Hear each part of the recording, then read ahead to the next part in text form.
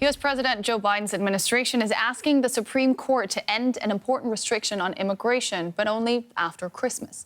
Title 42 was set to expire today. It's a pandemic public health measure introduced by former President Donald Trump that allowed the government to turn away most people who requested asylum at the border to prevent the spread of COVID-19. The Biden administration said it cannot keep this pandemic-era policy in place long-term, but conservative-led states argued that lifting it opens the floodgates. As the fate of this law hangs in the balance, a surge of migrants are already crossing into the U.S. every day. In the border city of El Paso, Texas, the mayor has declared a state of emergency. DW's Sumi Somaskanda has more. The Sacred Heart Church in El Paso. It's one of the oldest parishes in town. Now it's become a refuge. Migrants have been gathering here every day to receive food and clothes and shelter indoors at night. Andrea from Venezuela made the dangerous journey to the U.S. with her 2 children, mother and sister. She is clear she cannot return home and face violence and hunger once again. I went hungry, and I don't want my children to go hungry again. I don't want to tell them that there's nothing to eat. As I tell them there's nothing to eat, they have vomited on me. I don't want to go to Venezuela right now with this situation. I don't want to. More than 1,000 migrants are arriving in El Paso every day from countries like Nicaragua and Venezuela. Shelters are already overflowing and resources running thin. Officials say if the pandemic-era policy Title 42 is lifted, the number of migrants could triple. The pastor of Sacred Heart Church, Father Rafael Garcia, believes the U.S. can accommodate millions of migrants, but it cannot be up to border cities alone. His church and local NGOs are operating beyond capacity. The problem is becoming a big burden. In many ways, it's very inhumane how people are being treated here at this bottleneck or this funnel, That's what I like to call, because this is the point of entry. So unless you can move people quickly, you end up with a disaster here, a crisis here. For Irma Cruz of the NGO Border Network for Human Rights, the crisis is a symptom of a broken system. Her organization lobbies elected officials to reform immigration policy on a whole. We hope that people are given due process, with dignity, with respect, that they can present their cases, and it will be up to a judge to determine whether they stay or whether they don't stay. Amid that political battle, migrants here are in limbo. At night, the temperatures in El Paso drop below 5 degrees Celsius. Les pedimos la entrada de una manera ordenada. The church hosts dozens of families in this former gym. They receive hot food, access to showers and bathrooms. But there are far more people than available space. The rest stock up on a hot meal to gird against the cold and the uncertainty. They don't want to let more people through or give them asylum. The United States is denying asylum right now, even though it's a country that fights for asylum rights. For now, these migrants bundle up for another long night on the street.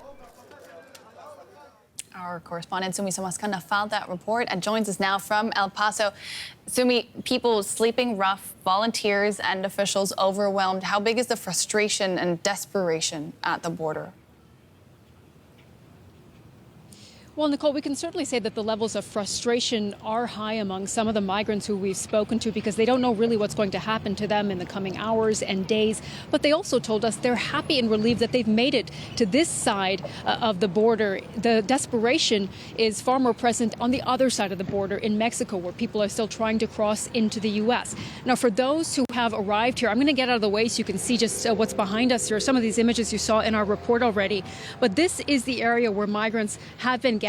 And about every half an hour to an hour, we see cars and trucks pull up and they open their doors and donate blankets. They donate toys for the children, all sorts of supplies for the people here. And these are local organizations and also just locals who came here to help.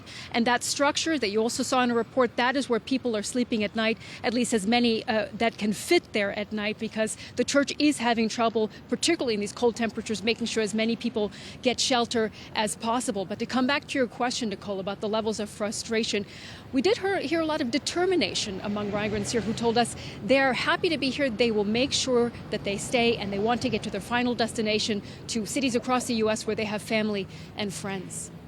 The government has asked the Supreme Court to allow for Title 42 to be dropped, but says it expects an increase in unlawful border crossings as a result.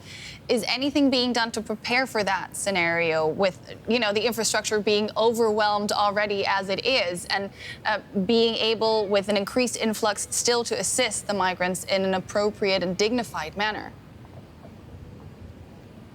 Well, I'll tell you what officials are saying. The Biden administration, the White House, has said that they are preparing for the possibility that Title 42 will be lifted. They're expecting that it will be lifted at some point, even though we don't know exactly when. They're doing so and sending millions in personnel and technology to this border area to help reinforce this region. And the governor of Texas, Greg Abbott, his response was to send National Guard members to the border area yesterday, where they erected a barbed wire fence to try to stop people from trying to enter. That didn't seem to be very effective because people are still entering into the United States. But the reality, Nicole, is that people here are still struggling to find some sort of answer. The question that you asked is a valid one, because there isn't a strategy going forward for how to deal with the numbers of migrants who could arrive if Title 42 is lifted. Just to give you an idea, more than 1,000 migrants arriving here in Paso daily. They expect that could be 4,000 to 6,000 when that pandemic-era policy is lifted. So organizations here are doing everything they can to prepare, but they don't have enough resources. This is a Trump-era policy, but most migrants have been expelled under President Biden, actually. When he came to office, he promised to, quote, restore humanity and American values to our immigration system. Has he been making good on that promise?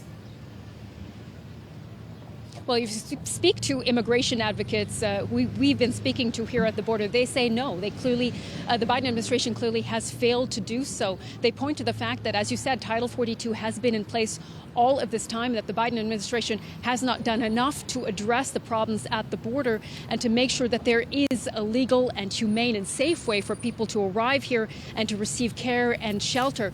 But the Biden administration itself has said that it plans to do more, it wants to do more, but that it is stymied by the fact that there has been no real immigration reform by Congress. So basically, they're passing the buck back to Congress. I should say at this point, Nicole, it is important to note that over decades, neither Republicans nor Democrats have been able to come up with a reliable and sustainable way to deal with immigration and asylum at the border. When can we expect the Supreme Court's decision on Title 42?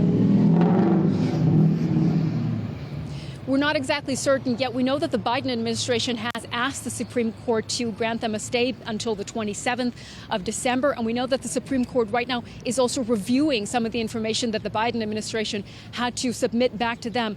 But at the moment, we are still in this waiting game, this moment of limbo. And amid, as we have said, this political battle, the migrants themselves are waiting to see what will happen with them and their opportunities to receive asylum in this country. Correspondent Sumi Sumaskanda in El Paso, thank you so much.